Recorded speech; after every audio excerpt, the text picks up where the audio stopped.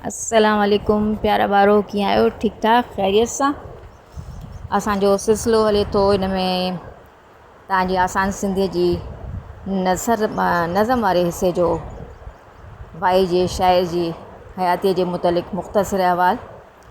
सो उन में पहिरां विलादत जो ज़िक्र कयोसीं ऐं उन खां पोइ उन्हनि जे नसब जो नस्बी सिलसिले जो, पोइ तालीम और तरबियत ऐं इन जो जेको अॼु टियों हिसो आहे, इन में शाह रहमतुल्लाह अलैह जन जी रिहाइश आहे, भिटशा ते रिहाइश, मतिलबु उनजो सबबु छा हो। उन खां पोइ कुरार ढंढ जंहिंसां उन्हनि जे कलाम जो तालुक़ु आहे, ऐं उन खां पोइ उन्हनि जी इजाज़ जेका आहे तंबूरो हिकु साज़, उन ते मालूमात शेयर कंदसि। ठीकु आहे, सो हाणे शुरू कयूं था। त शाह भिटाई रहमतुल्लाह अलैह जन जेको आहे उहो भिटशा ते छो रिहाइश अख़्तियार कई, यानी उहो छो चूंडियो, उहो इलाइक़ो, उहा जॻह। पाण जीअं त जोगिन सामिन ऐं सन्यासिन सां पूरी सिंध घुमी आऊं, उन्हनि सां मेल मुलाक़ातूं कयाऊं, उन्हनि सां पंहिंजे ख़्यालनि रूहानी राज़नि जी ॾे वठि कई हुयाऊं। जेको कुझु उन्हनि परखियो हुयो दुनिया में, उहो इन्हनि खे ॿुधायाऊं। इन सॼे सिलसिले खां पोइ जॾहिं पाण वापसि आया त पोइ पाण नतीजे ते पहुता त इहो सॼो सिलसिलो त इस्लाम में, असांजे दीन में पहिरियां खां मौजूदु आहे ऐं इंतिहाई ख़ूबसूरत तरीक़े सां मौजूदु आहे, जो दुनिया में रही करे दीन ते हलणु। सो इन करे पोइ उन्हनि जेको आहे उहो इन सिलसिले खे अॻिते वधाइण जे लाइ पहिरियां त कुझु अर्सो हिन में पंहिंजे वालिद सां गॾु ई, बल्कि कुझु अर्सो त न चइजे, यानी भिटशा ते अचण खां पहिरियां उते ई रहिया कोटड़ी पीर बख्श में, या जंहिंखे शाह हबीब जी कोटड़ी बि चयो वेंदो आहे। ऐं कोटड़ी मुग़ल जे नाले सां बि मशहूरु आहे, या न, छो त उते मुग़लनि जी छावणी हूंदी। बहरहाल उते रहिया ऐं हेॾे उन खां 4-5 किलोमीटर परे आहे इहो जेको आहे न भिट जो इलाइक़ो, त उते ईंदा वेंदा रहंदा हुया ऐं उते पंहिंजे रहण जे लाइ हिकिड़ो हुजरो बि ठारायूं, यानी हिकिड़ो कमिरो बि ठारायूं, जिते इन्हनि जी ऐं जे कुझु ख़ासि फ़क़ीरनि जी रिहाइश हूंदी हुई। ऐं उन इलाइक़े खे या उन खे मस्कन इन करे ठाहियाऊं जो उते हिकिड़ो त जेको आहे न उहो पहिरियां ई ॻोठु आबाद हो। ठीकु, उन खां पोइ वरी उते माण्हुनि जी अच वञ बि हुई, अचण वञण वारनि जा हिते पाणीअ जे करे काफ़िला ईंदा हुया, माण्हू रहंदा हुया, ॻोठ जे करे आबादी हुई। टियों वरी उते हिकु ढंढ बि, कुरार ढंढ, जिते पखी, आसपास जो माहौल, कुदरती मंज़र ऐं जंहिंखे चइजे त बिल्कुलु खुलो माहौल हो, हिकु रूहानी राज़नि खे सम्झण लाइ, मुराक़बे में विहण लाइ, जिते कंहिं बि क़िस्म जी का परेशानी न हुजे, हिकु सुकून हुजे, अफ़रा तफ़री न हुजे। पोइ जॾहिं हिननि जे वालिद जी वफ़ात थी त पोइ हिननि ख़ानदानी ज़िमेदारियुनि खां फ़ारिग़ थी करे पोइ बाक़ाइदा हिन भिट जे, जिते भिट में पहिरें किरड़ जा वण हूंदा हुया ऐं वारीअ जा दड़ा, ऐं इन हिसाब सां ई मतिलबु हिकु अच वञ जो रस्तो त हुयो, पर हिकु आबादीअ जे लिहाज़ सां, यानी किथे रिहाइश मुस्तक़िल रखण जे लाइ हिकु हिन पूरो सॼो हुते सिलसिलो कयो, जो पंहिंजे फ़क़ीरनि जी मदद सां हथनि सां मिटी ढोए करे पहिरियां त हिकु मस्जिद ठाहिरायूं ऐं उन खां पोइ हुजरा ठाहियाऊं, ऐं अहिड़े हिसाब सां ख़ल्क़ ख़ुदा जी ख़िदमत में लॻी आहे, यानी उनजे रूहानी ख़िदमत में लॻी आहे, उन्हनि जे नफ़्स खे पाक करण में लॻी आहे। अहिड़े हिसाब सां पोइ भिटाई जे नाले सां, यानी भिट वारो जे नाले सां मशहूरु थिया। जीअं त हिननि जी शाइरी जो सिलसिलो जेको आहे उहो नंढपण में ई, जीअं माण्हू जवानीअ में अचे थो, हुयो। ऐं पहिरियां बि जॾहिं आख़ून नूर मोहम्मद भट्टी रहमतुल्लाह अलैह जन वटि वेंदा हुया पढ़ाई में, जॾहिं पहिरियां विया त तव्हांखे ॿुधाए चुकाऊं त उन में हे अलिफ़ खां अॻिते न वधिया, यानी इन जो रूहानी सिलसिलो जेको हुयो उहो पहिरियां ई ज़ाहिर आहे एॾी वॾी हस्तियुनि सां आहे। सो इन्हनि जी अंदरि जेको आहे उहो पहिरियां ई हुन आख़ून साहिबु ॼाणे वरितो त हिन ॿार जो अंदरि त पहिरियां ई साफ़ु आहे। सो रूहानी तरबियत त थी रही हुई, इन हिसाब सां हिननि जी शाइरीअ जो बि सिलसिलो उहो उतां खां ई ईअं चइजे त शुरू थी चुको। हिक भेरे चवंदा आहिनि त हे थोरो जीअं ॿारु जवानीअ में ईंदो आहे त उन में हे विया हिन में ईअं चइजे ज़ाइरा वारीअ जा दड़ा वग़ैरह या त थोरो घर खां ॿाहिरि निकिरी करे वेंदा रहंदा त पोइ हिते न मोटिया। हिननि जो वालिद परेशान थियो, शाह हबीब रहमतुल्लाह अलैह जन परेशान थिया।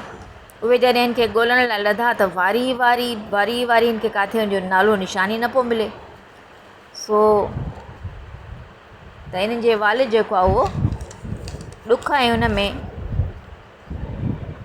चयो त लॻे वाह लोॾा ॾेई लुॾिया, त मतिलबु इहो हवा लॻी करे त जेको कुझु उहे सभु निशान मिटिजी चुका आहिनि, यानी शायदि मुंहिंजो फ़र्ज़ंद हाणे हयात न आहे।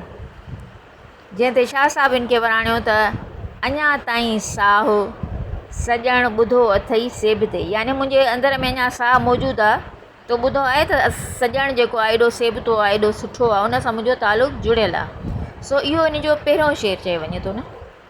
उन खां पोइ जॾहिं हे बाक़ाइदा हिते कोटली मुग़ल में वधीक रहिया, वरी जोगिन सामिन या उन सां गॾु रहिया, कुदरती मंज़रनि में जेको आहे पाण खे गुम करे ऐं काइनात जे राज़नि खे सम्झण जे लाइ हर वक़्तु मराक़बे जी सूरत में रहंदा हुया।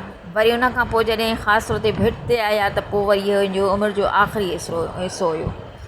सो हिते हिननि पंहिंजे कलाम खे जेको आहे उहो जेके चइजे त हिन जे फ़क़ीर जेके हुया, हिन जा ख़ासि साथी जेके हुया, जॾहिं हे मराक़बे जी सूरत में हिन जे वात मां शाइरी निकिरंदी हुई, बेत ऐं वायूं वग़ैरह निकिरंदियूं हुयूं, त हे हुन ख़ज़ाने खे जेको आहे लिखंदा वेंदा हुया हिननि जा ख़ासि फ़क़ीर। हिकिड़ो मियों चंदर जो नालो अचे थो या मियां चंदर, ऐं हिकिड़ो तुमर फ़क़ीर जो नालो अचे थो, ऐं ॿिया फ़क़ीर वरी यादि करे वठंदा हुया।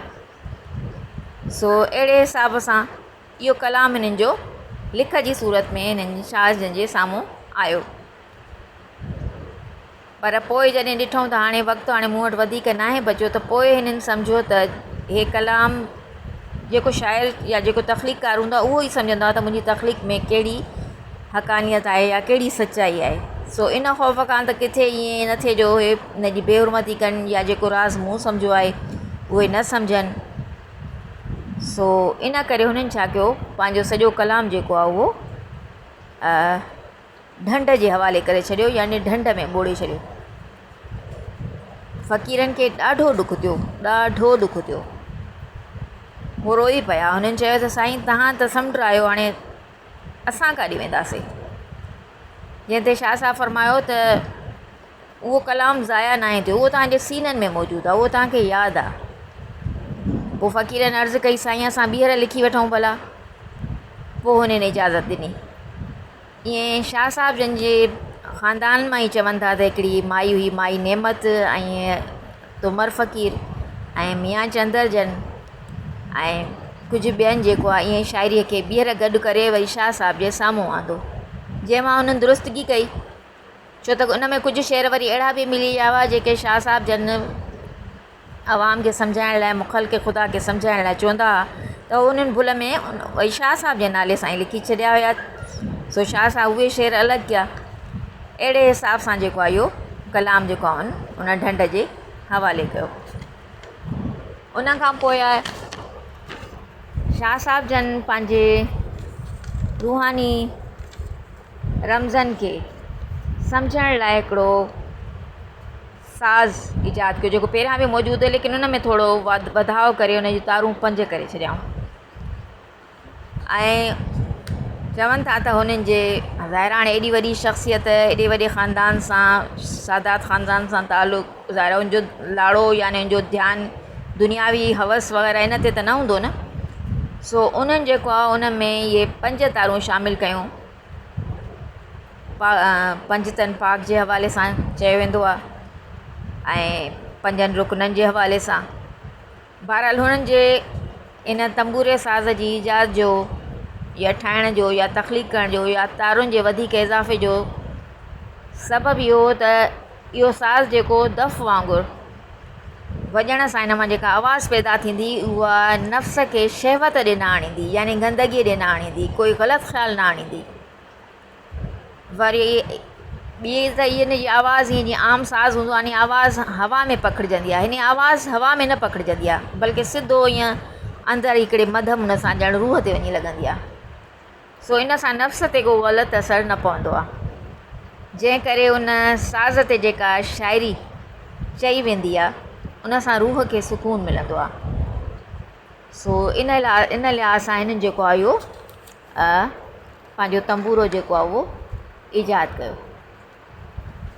सो ॿारो तव्हां ॾिठो त हिकु हीअ एॾी वॾी शख़्सियत ऐं हिन जी बि सॼी ज़िंदगी सम्झो हिकु मुसलसल रूहानी राज़नि खे सम्झण में लॻी, काइनात जे राज़नि खे अलाह सां तालुक़ु मज़बूत करण में। सो इन सबक़ खे या इन मक़सद खे उन्हनि दुनिया जे साम्हूं पेश कयो ऐं इन्हनि जो जेको कलाम आहे उहो दुनिया जी केतिरनि ॿोलियुनि में जेको आहे उहो छा चइबो आहे हिनखे तर्जुमो थी चुको आहे। ऐं इन खां अलावा इन जे मुस्तनद नुस्ख़नि जे मुताबिक़ अलामा आया काज़ी जन आहिनि। हूअं त इन ते ॿियनि शाइरनि और शाइरनि तहक़ीक़कारनि बि तहक़ीक़ कई आहे, जंहिंमें अलामा आया काज़ी आहिनि, डॉक्टर गुरबख्शानी जन आहिनि, सो डॉक्टर बलोच जन आहिनि। सो उन्हनि जे हिसाब सां जेका अॼुकल्ह मुस्तनद तहक़ीक़ जेका मतिलबु हिन में स्कूल ऐं कॉलेज जे दर्सी किताबनि में शामिल आहे, उहो अलामा आया काज़ी जे मुस्तनद नुस्ख़े जे हिसाब सां आहे, जंहिंमें 30 सुरनि ते मुश्तमिल हिननि जो कलाम आहे ऐं हर सुर में दास्तान आहिनि ऐं हर दास्तान में बेतनि जे आख़िर में वायूं बि आहिनि। अहिड़े हिसाब सां हिननि आम आवाम जी ज़िंदगीअ खे, उन जी सक़ाफ़त खे ऐं उन्हनि जे उथण वेहण जे तरीक़नि खे, मतिलबु हर शइ खे जेको आहे उनखे उन इंतिहाई सादिन ॿोलियुनि में जेको सादे अंदाज़ में जेको आहे उहो पेश कयो आहे। हींअर असांखे उहो मुश्किल इन करे लॻंदो आहे जो असांजे लाइ अहिड़ा के ख़ासि ज़रिया न आहिनि, न वरी असां इनखे को हासिलु करण जी कोशिशि कई आहे।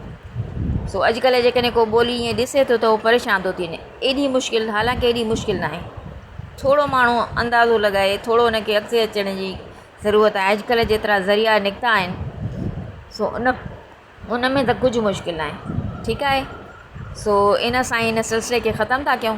सुभाणे इंशाअल्लाह ताला हिननि जो थींदो शाह साहिब जन जे रूहानी सिलसिले, यानी हिन जो रूहानी सिलसिलो कंहिंसां हुयो, कहिड़नि बुज़ुर्गनि सां हुयो, उहो हिन जो आख़िरी थींदो ऐं उन सां गॾु ई तव्हांखे वाईअ जा अल्फाज़ माना ऐं उन जी तशरीह ऐं उन जा मश्की सवालात वग़ैरह MCQs वग़ैरह समेत ॾिना वेंदा। ठीकु आहे, इंशाअल्लाह तव्हांखे कंहिं क़िस्म जी परेशानी न थींदी। अल्लाह भाई।